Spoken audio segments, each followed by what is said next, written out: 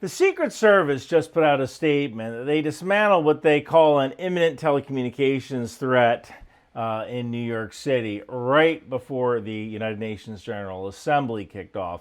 Now, when you hear the word telecommunications threat, you might think like hackers or malware, but according to the reporting, this was hardware, physical equipment that could have been used to interfere with communications around the United Nations.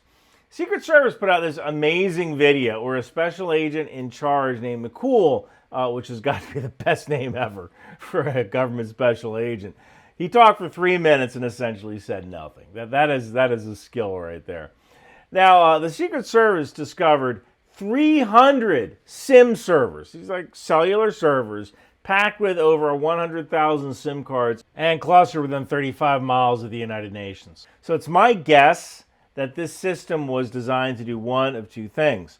Number one, flood delegates with text messages. Number two, act as sort of a man-in-the-middle attack where people connect to the attacker's cell tower instead of an actual cellular service. And it's kind of tough to tell because the information is so vague, and that's going to happen during an ongoing investigation. And, you know, I think it's most likely number one, these SIM servers were set up to flood a delegate with text messages and reduce communication. Another article said that the equipment was capable of texting the entire population of the United States in 12 minutes, officials say. It could also have disabled mobile phone towers and launched distributed denial of service attacks that might have blocked emergency dispatch communications. And then CBS News said this: investigators also found 80 grams of cocaine, illegal firearms, plus computers and phones.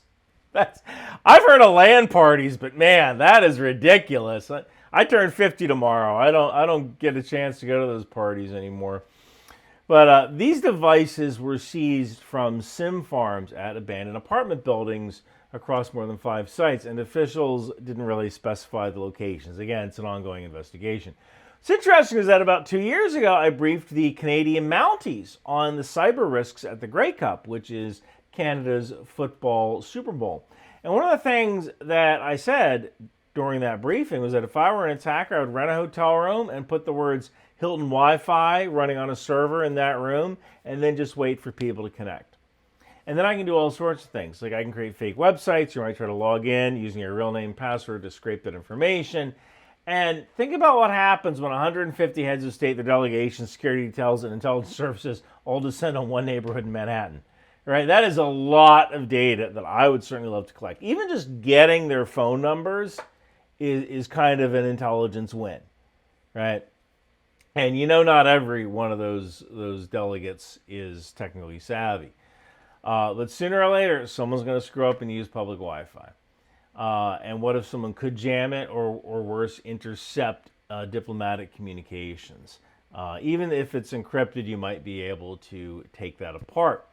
Now, who did this?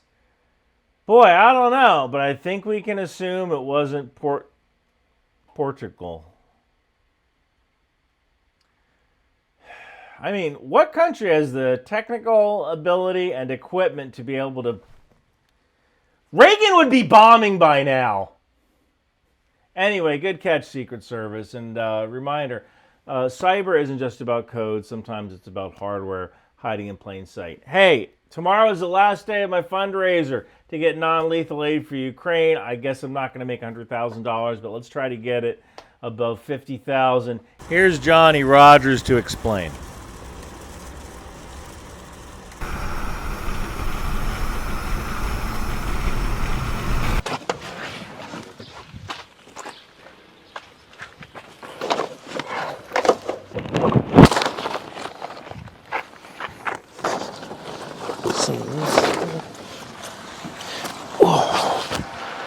Thank you so much for everything you guys do to support me.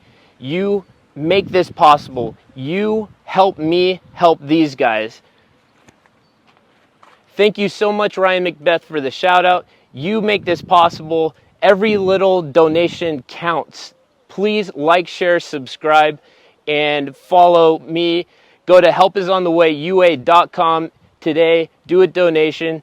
And follow Ryan, he's a great guy, and Ukrainian Relief Fund on Instagram. Thank you so much. Slava Ukraini! My goal here is $100,000. You can donate at the link below. Every dollar helps.